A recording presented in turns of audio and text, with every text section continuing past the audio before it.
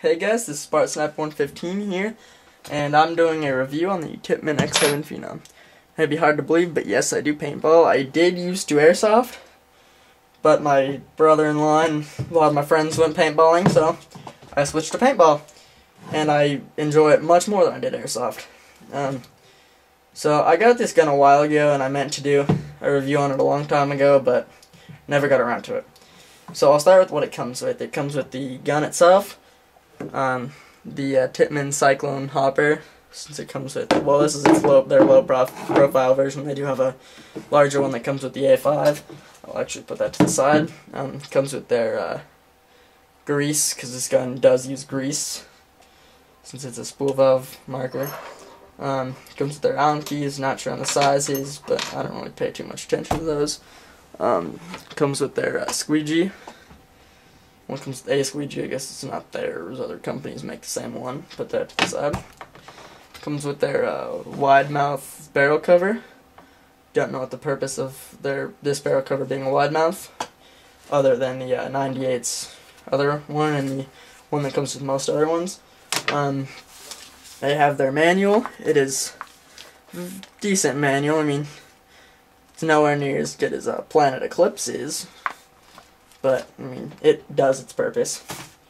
So one of the things I do like about this gun is this clip right here.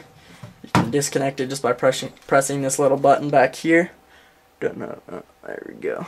Press that down, and you can pull your clip right out.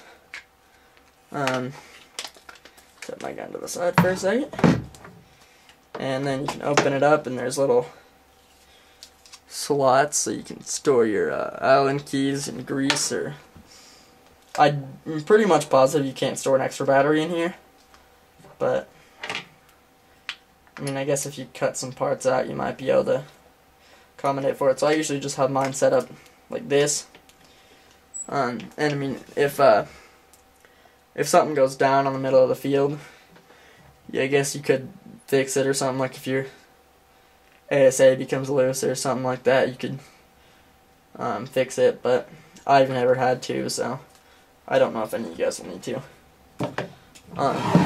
Back to the gun.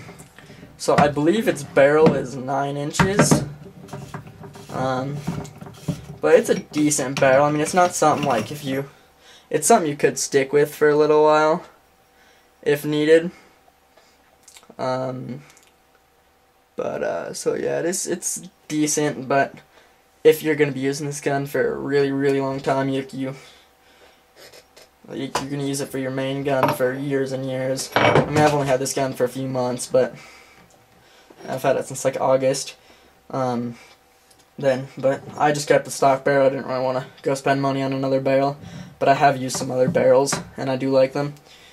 But I changed my mind on guns I want too often, so I figure might as well not spend a couple $100 on A5 threaded barrels and then go out and get some Planet Eclipse or Empire gun that uses auto cocker threads or something like that. Now at least the sights on here, you can see them both, and this side did come like this. I usually reverse it, but for the purpose of this video I put it back how it was. I mean, these sights are decent. I went ahead and upgraded to a N-Star red dot sight, and that's what I usually use, but I took it off for purposes of this video. But it's a nice sight. It's got this little back cap here. You can put a sling mount on. I wish it came with another sling mount you could put underneath your gun, your barrel on the shroud. The shroud is removable, but I just choose it on. I like it on better, and mine seemed to be a pain in the butt to get off every single time, so I'm not gonna worry about that. Now, what I would like to get into is the cyclone feed. It's very nice system. It's got a little push lever here. You can push it and it will manually rotate it if you have a jam or something. I've never needed it personally, but who knows, maybe one of you guys will have a faulty gun.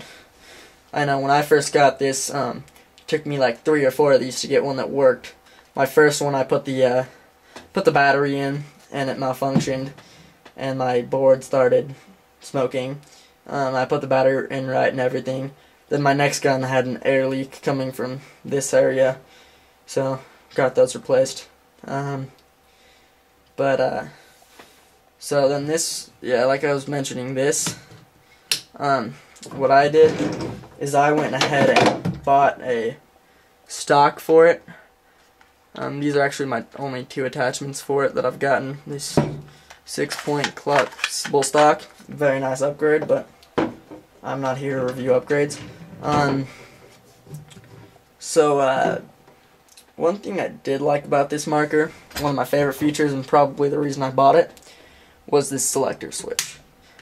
Well, not selector switch in general, but the modes. The fact that I can be in semi-automatic shooting and I can switch up to fully auto or some other mode. Right now I have it on fully auto, haven't used it in a while, but it's a safety full auto, so you have to pull the trigger twice, and then on your third one you hold it. So,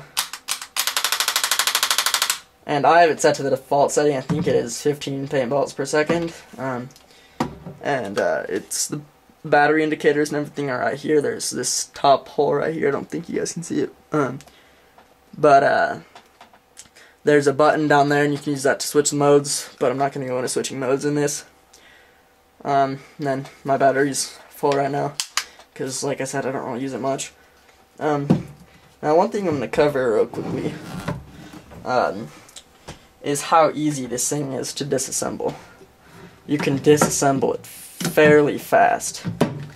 Just pop the things out.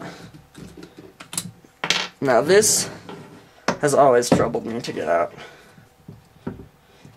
but kind of gotten used to it. But I'm using my stock now. And also, I can't really. I mean, some people I probably could, but I can't really pry that up. So what I always do to get that up is just dump this trigger frame out, then use that part right there and just stick that there, because you have to get this out.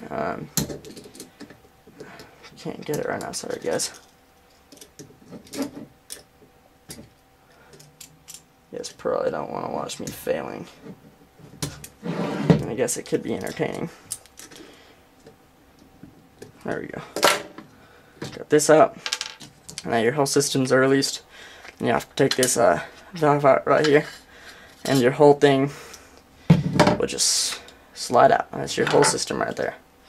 As you guys can tell, there's nothing else in there. Now, one thing I would recommend doing is switching to compressed air if you currently use CO2. Other paintball places will tell you this, and people in general will just tell you this, that compressed air is a lot better for the guns. Compressed air, you don't go through the O-rings as much. I've had my compressed air tank for a little while now, and I have not had no need to switch O-rings. And on my compressed air, on my CO2 tanks, I probably go through probably 2 or 3 O-rings a month. And I don't switch them every single time like you should, but I don't really pay attention to that. And CO2 also, when it goes through here, it can damage the O-rings. I know this regulator housing right here, this portion, I had this get cross-threaded after I was extremely mad because I was using my friend's CO2 tank, not compressed air, and it was faulty, and so I had a problem, and I went to take this apart, and I kind of got mad. And I was really mad when I was putting them back together, and I accidentally cross-threaded it. So, had to replace that. So, don't get angry if your CO2 tank fails on you. But overall, this is a very, very good gun. If you want woods ball style guns, mid-slim markers. But if you don't like military simulation guns, or you would rather something else, you can certainly go with something else, but I would recommend this for anybody that would rather get a gun similar to this. And then last thing I'm going to go over is just the battery in here. It's pretty easy normally to get off and on. You just unclip those, don't really see the point in going over that, but I'd show you guys. Well, so yeah, your accuracy will be decent with this gun. Just remember to use decent paint, and if you don't like the accuracy of this gun, upgrade your barrel. I mean, it certainly is not the greatest barrel, but it serves its purpose well. So yeah, that's what I think on this marker. Comment, rate, subscribe.